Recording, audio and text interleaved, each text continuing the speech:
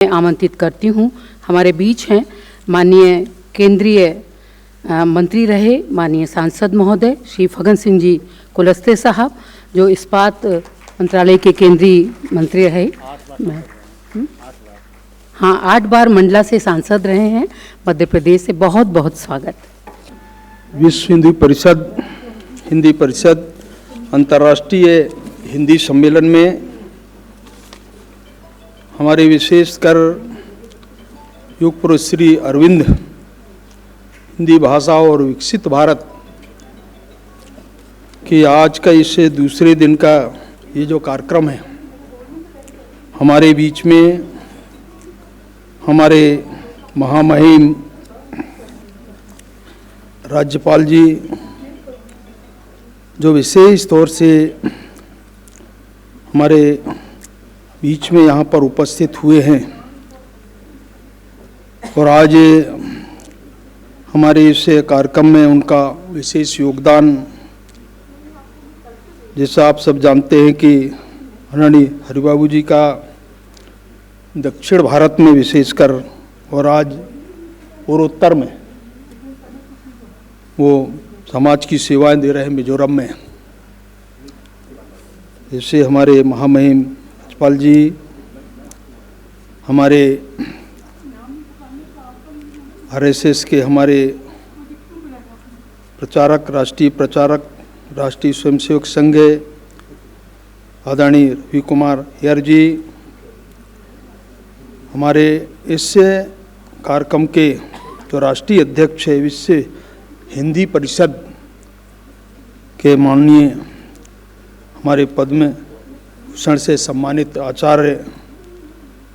लक्ष्मी प्रसाद जी, अभी हमारी बहन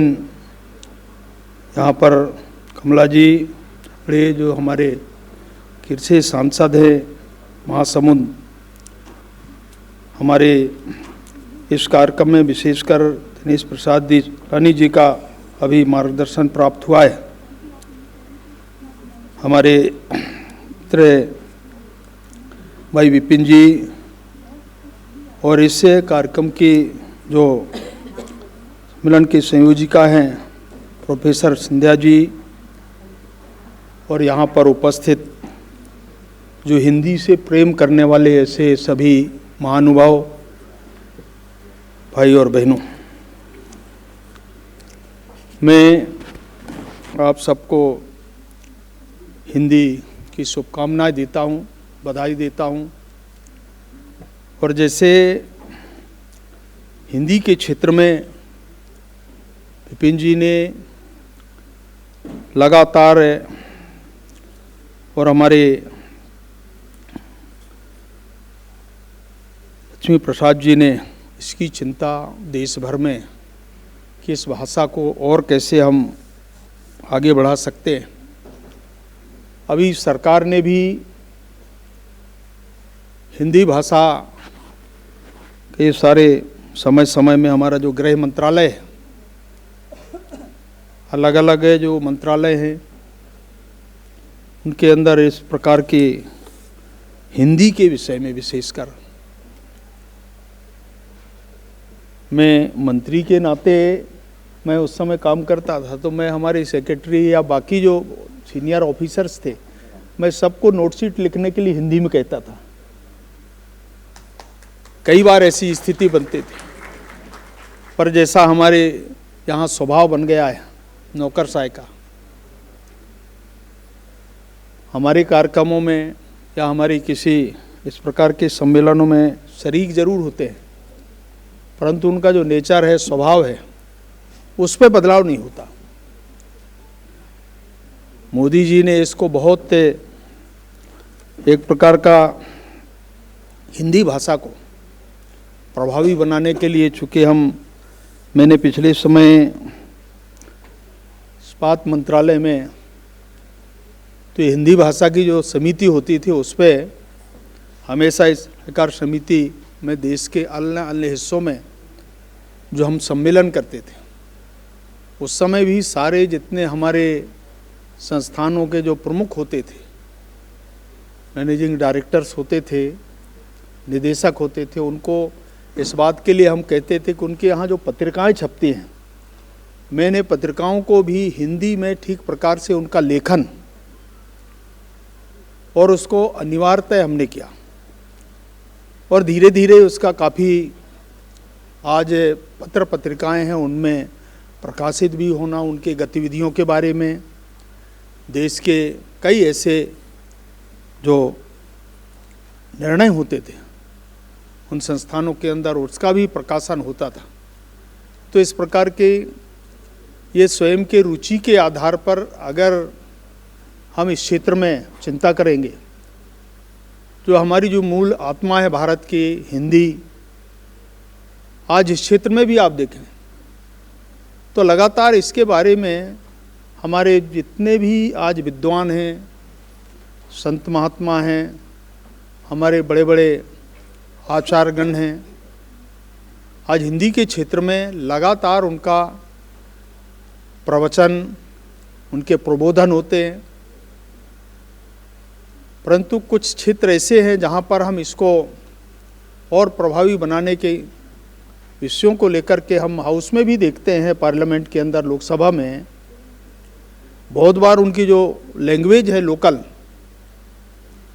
वो स्थानीय भाषा का प्रयोग करते हैं। परंतु जब देखते हैं कि स्पीकर और हमारे जो लोकसभा सचिवालय, राज्यसभा सचिवालय, उनने ये कंपलसरी इसको किया है कि जब तक संबंधित हमारा जो मेंबर है लोकसभा या राज्यसभा, उसको पहले उसको अनुमति लेनी पड़ती है। तो इस प्रकार की व्यवस्था क्या है, इसके कारण अगर वो लोकल लैंग्वेज के बारे में अपनी बात कहना चाहता है, अपने क्षेत्र के बारे में, अपने स्टेट के बारे में, देश के बारे में, तो बिना अनुमति के संभव नहीं है। इसी प्रकार से हिंदी के क्षेत्र में बहुत बार ऐसा होता है कि अलग अलग प्लेटफार्मों में जब हम बात करते हैं तो इसको जितना प्रभावी बना सकते हैं, जितना हम नीचे लोगों के गले से उतार सकते हैं। मैं अभी देख रहा था हमारे टीचर साहब सीआरसी के, तो मैं 1 क्लास से लेकर के 6 तक के बच्चों की जो पाठ्य पुस्तक है, अभी 2020 से जब से हमारा ये जो पाठ्यक्रम और इसको लेकर के बच्चों में, देश में, ख़ासतौर से ग्रामीण क्षेत्रों में वहाँ की लोकल जो गतिविधियाँ चलती हैं उसको लेकर के, वहाँ की क्या संभावनाएं हैं देश की भी, उनको लेकर के जो पाठ्यक्रम में जिससे हिंदी भाषा का उपयोग करते हैं उसको और प्रभावी बनाने की आज आवश्यकता है। इसको लेकर के सरकार ने जिस प्रकार का निर्णय किया है, उनके अपनी समझ, जिसको हम गांव की भाषा में कहते हैं, जिस प्रकार का वहाँ का जो बोलचाल है हिंदी भाषा का, उसमें उनकी कितनी रुचि है और उससे पढ़ने का। मध्य प्रदेश में जो हमारा चिकित्सा के क्षेत्र में मेडिकल साइंस जो होता है, चिकित्सा शिक्षा, उस चिकित्सा शिक्षा को भी हिंदी में, हिंदी पाठ्यक्रम को लागू किया है मध्य प्रदेश में। ये हमारे लिए और देश के लिए कि आज जो बच्चे उस क्षेत्र में काम करते हैं, जहाँ पर हम ऐसे क्षेत्रों में काम करते हैं, तो हमारे लिए समझने में भी कठिनाई होती है। जैसे डॉक्टर की भाषा है, जो चिकित्सा क्षेत्र में, उसकी भाषा वो क्लाइंट भी नहीं पढ़ सकता। तो इसकी खग जाने खग की भाषा, तो इसीलिए कौन सी बीमारी है, क्या है, उसको पढ़ना बहुत मुश्किल है। और इसीलिए अगर हिंदी है तो कोई भी हिंदी जानने वाला व्यक्ति उस बीमारी को समझ सकता है, उसकी भाषा को समझ सकता है, उसकी लिखावट को समझ सकता है